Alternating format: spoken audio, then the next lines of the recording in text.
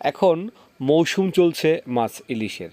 রাজনৈতিক পট পরিবর্তনের পর ভারতে ইলিশ উপহার ও রপ্তানি বন্ধ রয়েছে। ফলে দেশের বাজারে ইলিশের জোগাড় বাড়ার সঙ্গে সঙ্গে দাম কমার আশায় ছিল দেশের সাধারণ মানুষ।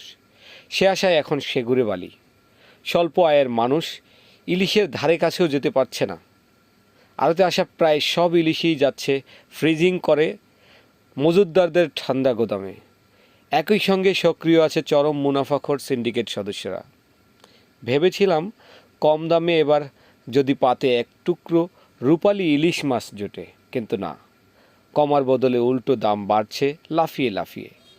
এর কারণ হিসেবে ইলিশ সম্পদ উন্নয়ন ও ব্যবস্থাপনা প্রকল্পের পরিচালক বলেছেন ডিজেলের উচ্চ মূল্য এবং সিন্ডিকেট।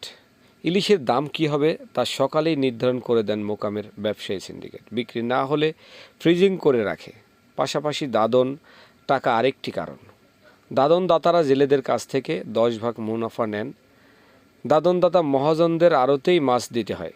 এই তিনটি বিষয়কে নিয়ন্ত্রণ করা গেলে ইলিশের দাম কেজি প্রতি অন্তত 300 থেকে 400 টাকা কমে যাবে। তবে ব্যবসায়ীরা বলছে অন্য কিছু। দাম বেশির কারণ সিন্ডিকেট নয়, ধরা পড়ছে কম ইলিশের ভর মৌসুমেও ইলিশের বাড়িখ্যাত চাঁদপুরে দেখা নেই ইলিশের। মূল কথা হচ্ছে আসলে ইলিশ মাছের এই ঊর্ধ্বগতির দামকে নিয়ে যখন প্রশ্ন করা হয় জেলে এবং ব্যবসায়ীদের, তখন তাদের একটাই অজুহাত, ইলিশ নেই ইলিশ নেই। তাহলে বাজারে এত ইলিশ কোত্থেকে এলো? আপনি বিক্রি না হলেই চলে যায় ফ্রিজিং গুদামে, যার কারণে আসলে এই সিন্ডিকেট ইলিশের দামকে তুঙ্গে করে রেখেছে।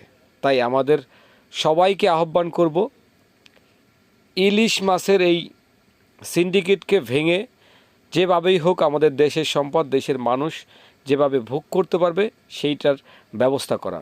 সবাইকে একত্রিত হয়ে এই উদ্যোগকে আহ্বান জানানো হলো। ধন্যবাদ সবাইকে।